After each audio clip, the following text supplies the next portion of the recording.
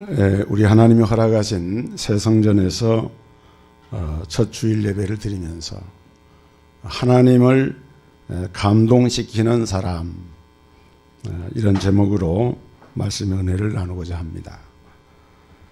사람이 뭔가를 하려고 하면은 꼭 계획을 세우게 됩니다. 계획이 없이 사는 사람은 없죠. 예를 들어서 건축을 한다 그러면은 부지에 대한 설계 도면부터 해서 건축 자금에 대한 계획이라든지 이런 계획을 다 세워가지고 그런 준비가 이루어졌을 때 건축에 돌입을 하게 됩니다. 우리 인간의 모든 세상사가 다 그렇고 천지 만물을 지으신 우리 하나님께서도 하나님께서 하고자 하시는 일을 미리 계획을 하셔요. 작정을 하십니다. 그리고 하나님은 특별히 그 계획 가운데서 우리 인생을 향한 놀라운 계획들을 가지고 계시는데, 하나님이 우리 인생을 향한 계획들은 어떤 하자가 있을 수가 없습니다. 중간에 중단되는 일이 있을 수가 없어요. 언제나 그 일들은 완벽하게 이루어진다는 사실을 우리가 알 수가 있습니다. 오늘 우리는 하나님을 이렇게 계획을 가지신 하나님이기 때문에 나를 위한 하나님의 계획이 분명히 있는데, 또 우리 교회를 향한 하나님의 계획이 있는데, 문제는 우리가 어떻게 그 하나님의 계획을 알 수가 있느냐 하는 거예요. 오늘 봉독한 이 본문의 다윗을 보면은 다윗은 하나님의 계획을 너무나도 분명하게 잘 알고 있었습니다. 그래서 그는 인간적인 욕망으로 성전을 건축을 해야 되겠다. 그건 다윗의 생각이었어요.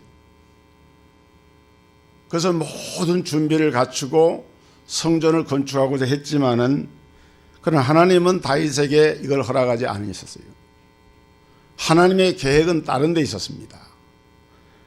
그래서 결국 다윗은 자신이 건축하려고 했던 계획을 주저없이 포기합니다. 그 계획을 다 포기해 버립니다. 그리고 그 계획을 누구에게 물려주는가 하면은 아들에게 물려줍니다. 만약에 우리가 하나님의 이 계획과 뜻을 알지 못하거나 저버리게 된다, 그러면은 어떤 결과가 되겠습니까? 대표적인 사람이 선지자 요나죠. 요나는 하나님의 계획을 알았어요. 너는 니느웨로 가라. 가서 저 큰 성읍을 쳐서 고하여 외치라. 이게 하나님의 계획이죠. 하나님의 명령입니다. 그러나 요나는 순종하지 않았습니다. 하나님의 뜻을 알았지만은 수종을 들지를 못했고, 결국 요나는 물고기 뱃속에까지 들어가는 엄청난 고생을 하게 됩니다. 그리고 결국은 요나는 고생해가지고 하나님이 원래 계획했던 대로 니느웨까지 가게 됩니다. 그러니까 이 말은 무슨 말인가 하면은, 우리 하나님의 계획은 사람에 의해서 거부될 수가 없다. 하나님의 계획은 그 계획한 대로 반드시 실천된다. 실패하지 않는다는 사실을 보여줍니다. 그렇다면 오늘 이 시대를 사는 우리가 하나님께 쓰임을 받으려고 하면은 어떻게 해야 되겠는가? 오늘 본문 다윗 왕은 그 아들 솔로몬에게 유언과 같은 메시지로 권면을 하고 있습니다. 여러분, 다윗은 어떤 사람이에요? 다윗은 하나님의 마음에 합한 사람이었습니다. 이새의 아들 다윗을 만나니 저는 내 마음에 합한 사람이라. 이런 다윗이 그 아들에게 유언을 남기고 있는데, 그 유언의 내용이 뭔가 하면은, 간단하게 얘기하면은, 너는 하나님을 감동시키는 사람이 되라. 하나님께 감동을 드리는 삶을 살아라 하는 거였어요. 오늘 여러분, 하나님께 감동을 드리려고 하면은 우리가 몇 가지 갖춰야 할 것이 있는데, 그 첫째가 뭔가 하면은 하나님을 감동을 시키려고 하면은 하나님을 우리가 온전히 알아야 한다는 거예요. 본문 9절에 보니까 내 아들 솔로몬아, 너는 내 아비의 하나님을 알고 온전한 마음과 기쁜 뜻으로 섬길지어다. 여호와께서는 모든 마음을 감찰하사 모든 의도를 아시나니 네가 만일 그를 찾으면 만날 것이요 만일 네가 그를 버리면 그가 너를 영원히 버리시리라.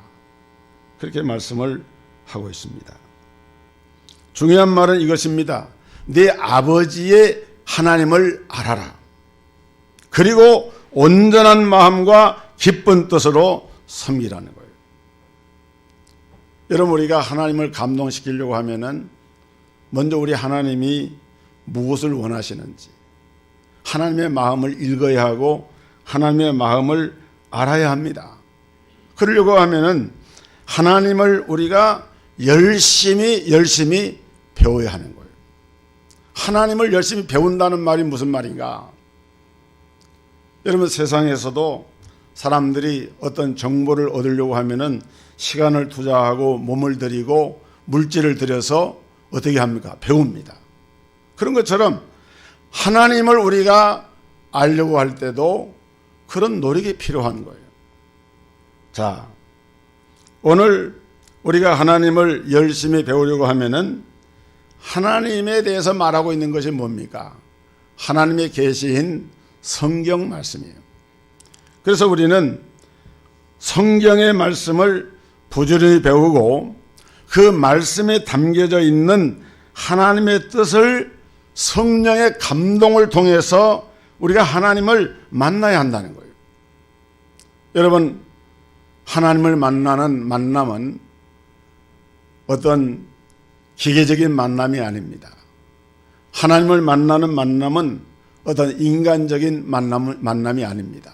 이건 영적인 만남이에요. 이것은 신령한 세계의 만남입니다.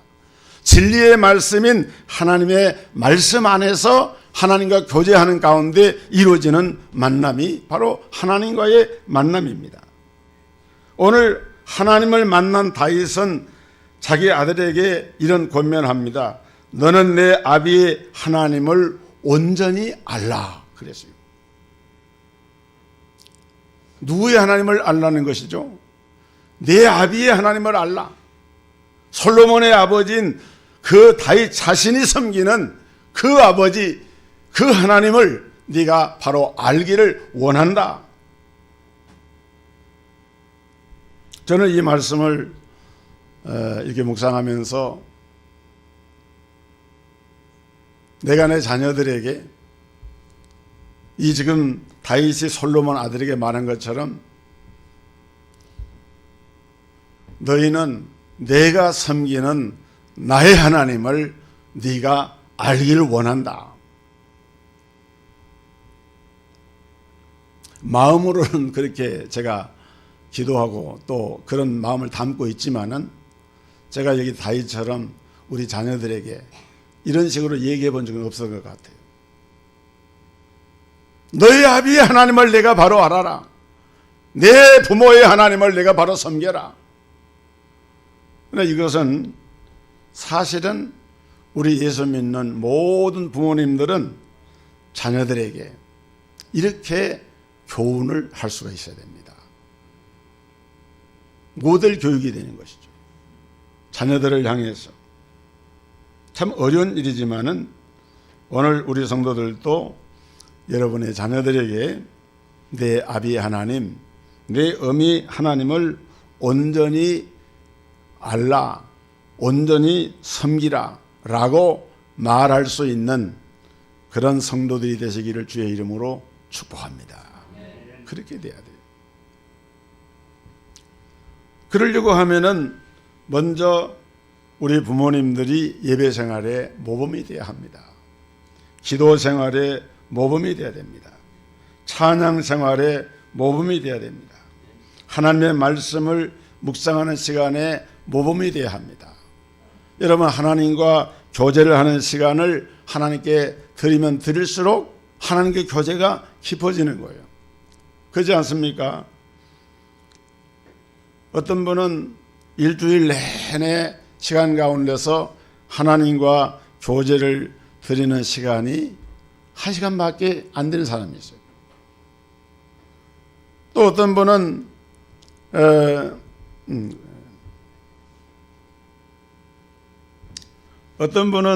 하나님과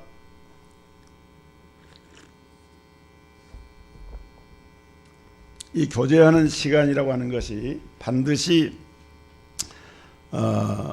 하나님을 아는 이 교제가 그 시간에 비례한다 이렇게 말할 수는 없지만은, 그러나 사실은 일반적으로 볼 때 시간이 많아지면 많아질수록 하나님을 더 깊이 알게 되고, 그럴수록 더 성숙해지는 그런 신앙의 모습을 가질 수가 있게 됩니다.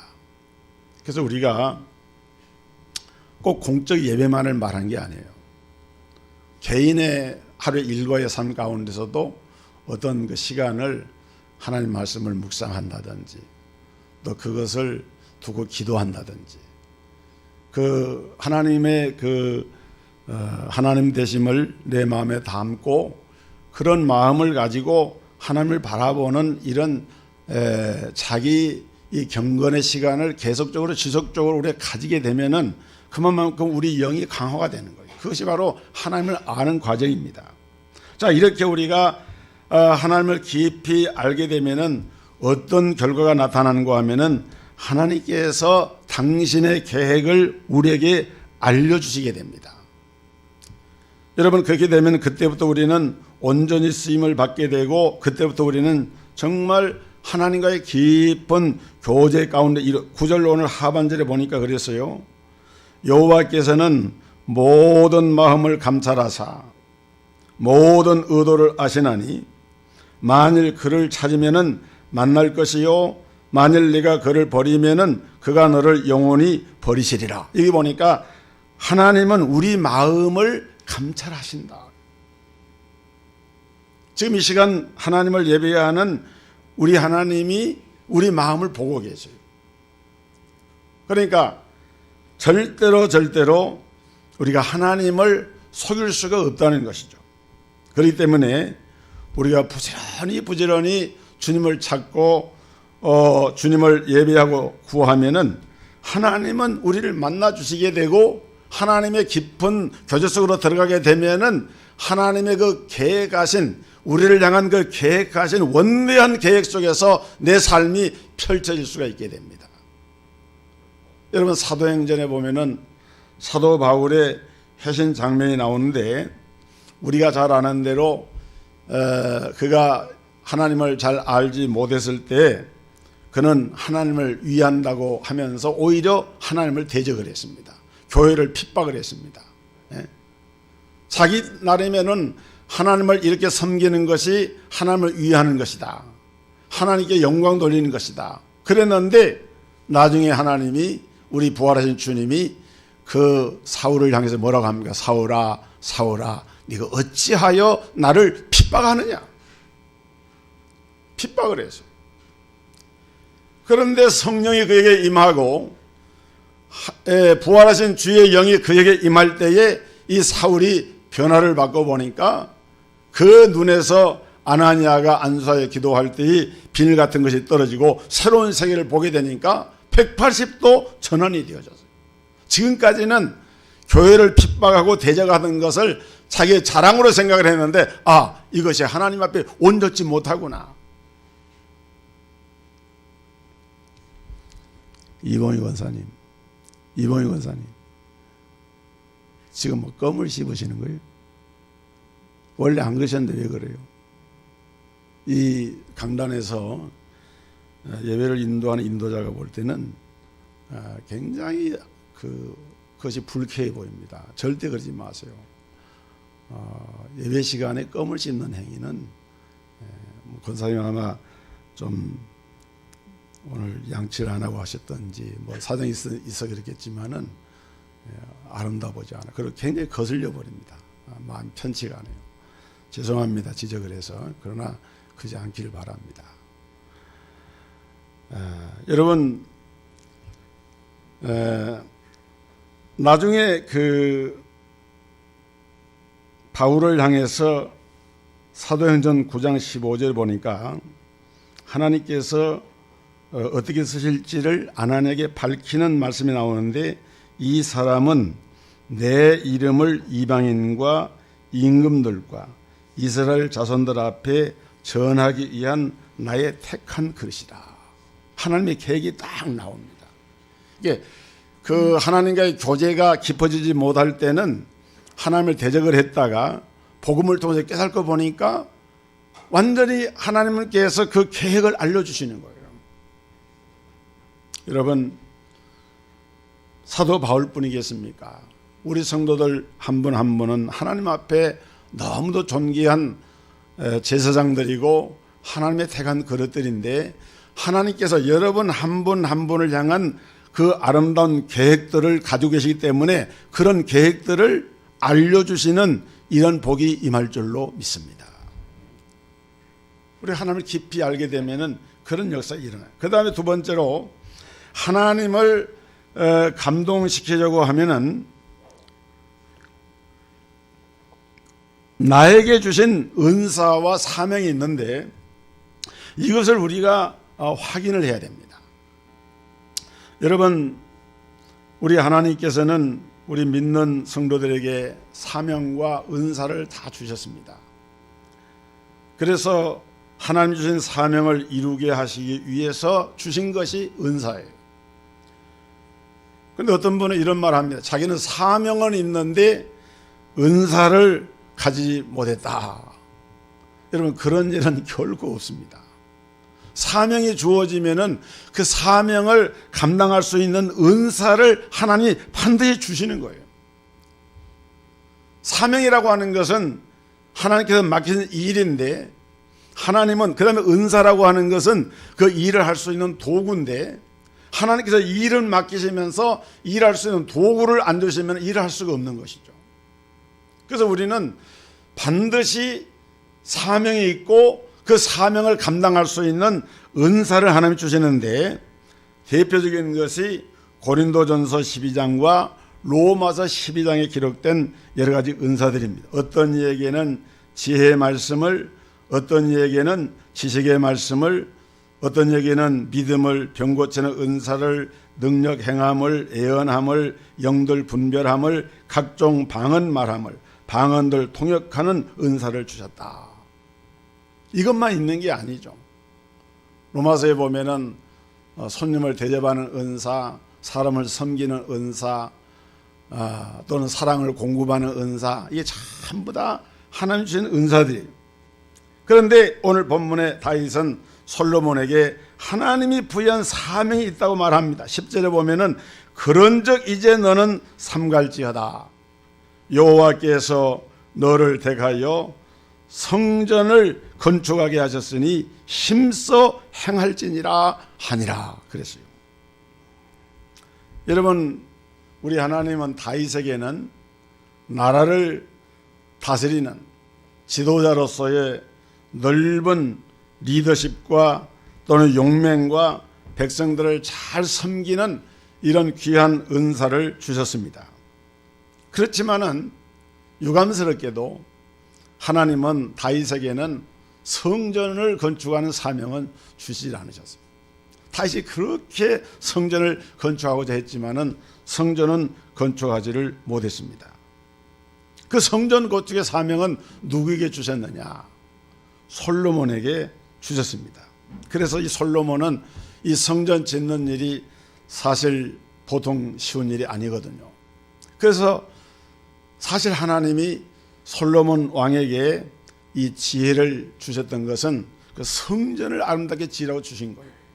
그래서 솔로몬은 하나님이 주신 지혜 은사를 가지고 성전을 아름답게, 정말 예루살렘 성전은 이 지상에 있는 어떤 건물보다도 그 건물 자체가 아름다워요.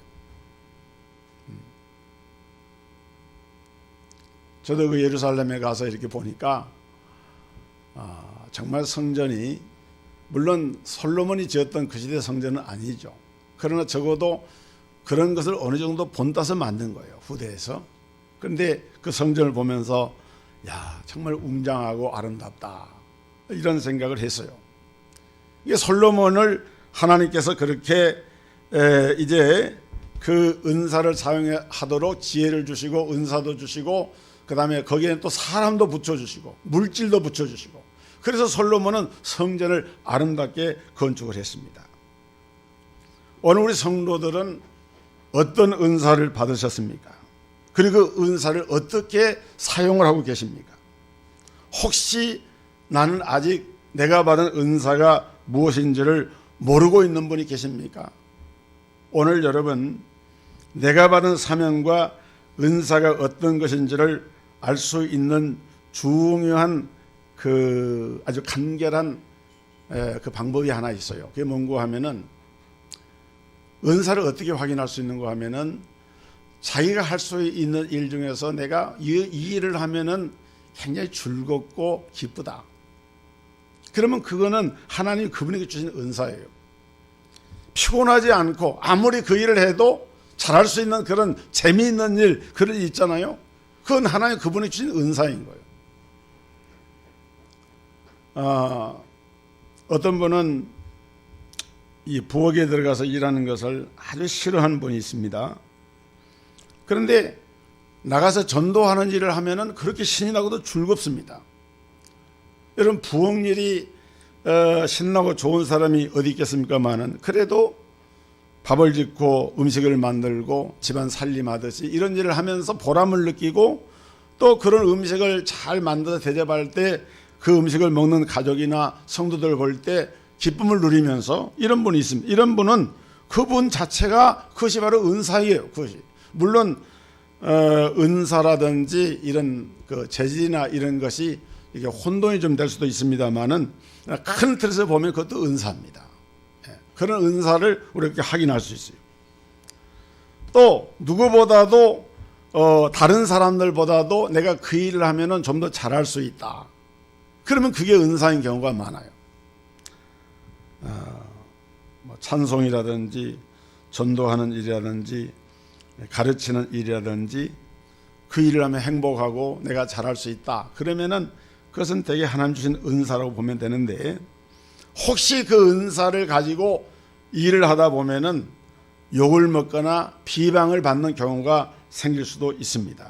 왜냐하면은 사단은 우리를 넘어뜨리기 위해서 가진 방법을 사용을 하기 때문에 때로는 악평을 하고, 전혀 악평받을 일이 아닌데 악평을 하고 이러면은 사람이 되게 그럴 때 의욕상실이 되어지고 이제 그 상처를 받게 되고 낙심할 수가 있는데, 그런데 은사를 가진 분들은 그런 말들은 그냥 양념으로 생각을 합니다.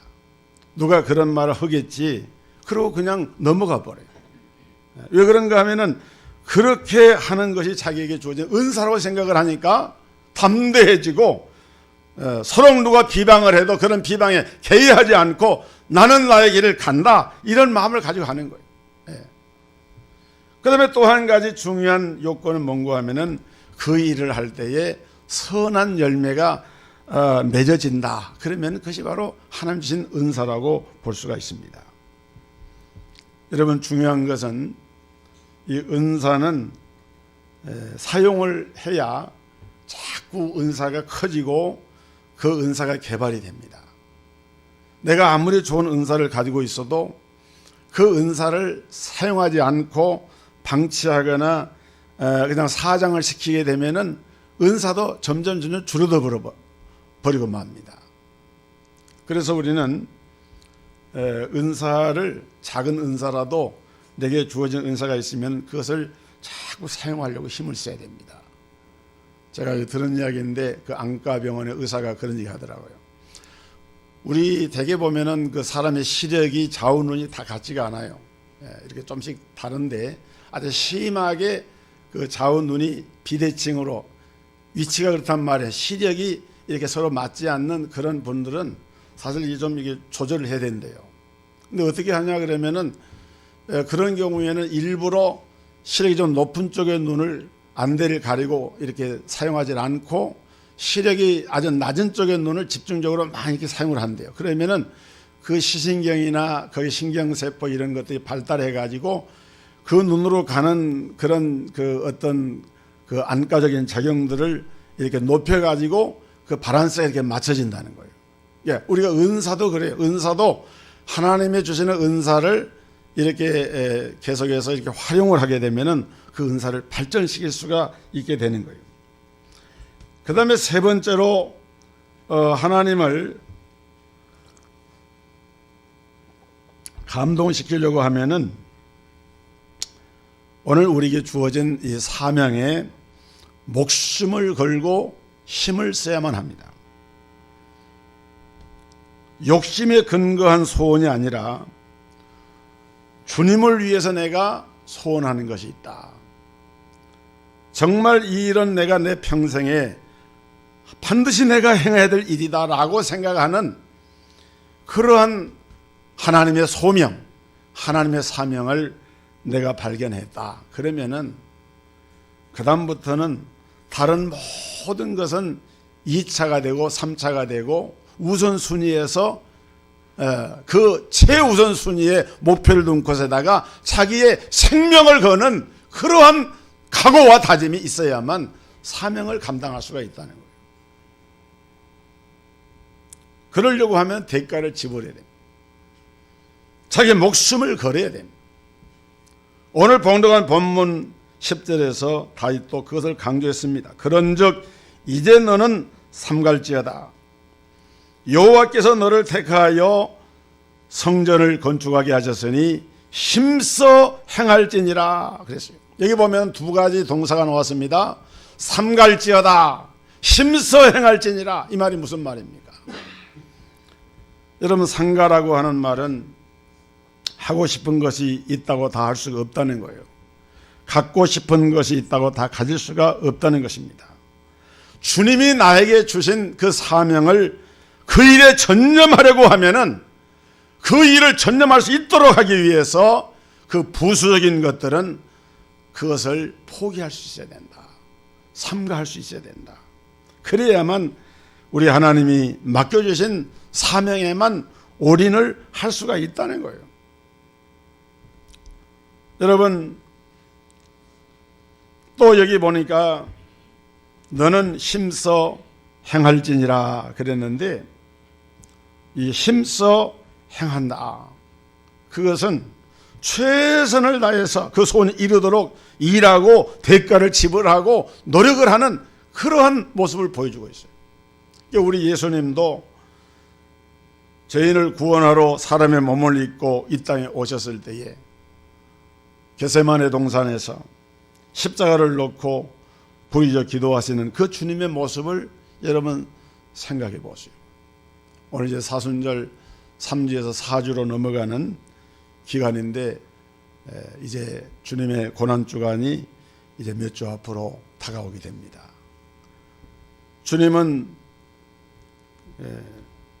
십자가를 앞에 두고 히브리서 5장 8절에 보면은 심한 통곡과 눈물로 간구와 소원을 하나님께 올렸다. 사실 주님은 하나님의 아들이시고 하나님이시지만은 그 한 가지 소원, 죄인을 구원하시는 대속의 주님으로 오시는 그 사명을 감당하기 위해서 주님은 자기의 생명도 자기의 모든 기득권도 자기가 가지고 있는 그 하나님의 아들이라고 하는 이치마저도 다 하나님께 내어놓고 버리고 나중에 십자가상에서 하나님이여 하나님이여 어찌하여 나를 버리시나이까 절규하는 그런 모습에까지 들어가리만큼 주님은 모든 것을 버리는, 그리고 하나님 앞에 다 걸기를 하는 그러한 주님의 위대한 십자가의 희생과 헌신의 모습을 우리가 볼 수가 있는 것입니다. 오늘 여러분의 인생을 향한 하나님의 계획을 알기를 원하십니까? 그렇다면 하나님을 감동을 시키시고 하나님을 감동시키는 삶을 우리가 살게 될 때 역으로 우리 하나님은 우리의 삶에 뜨거운 감동으로 오셔서 우리의 삶을 이끌어 주실 것입니다. 이 은혜가 임하기를 주의 이름으로 축복합니다. 기도하겠습니다.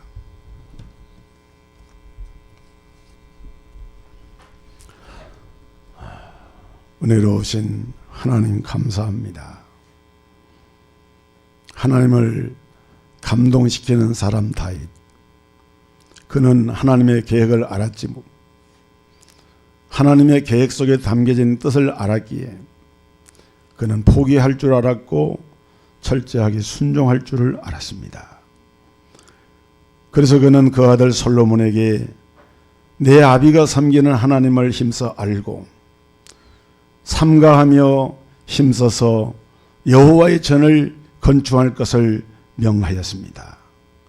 오늘 저희에게도 귀한 사명을 주시고 귀한 은사를 주셔서 천하도 바꿀 수 없는 우리의 생명까지라도 주님 앞에 드려서 이 사명을 감당하기를 원하시는 주님 앞에 우리가 다시 한번 마음을 가다듬고 다짐하는 귀한 말씀으로 축복하여 주옵소서. 예수 그리스도 이름으로 기도드리옵나이다. 아멘.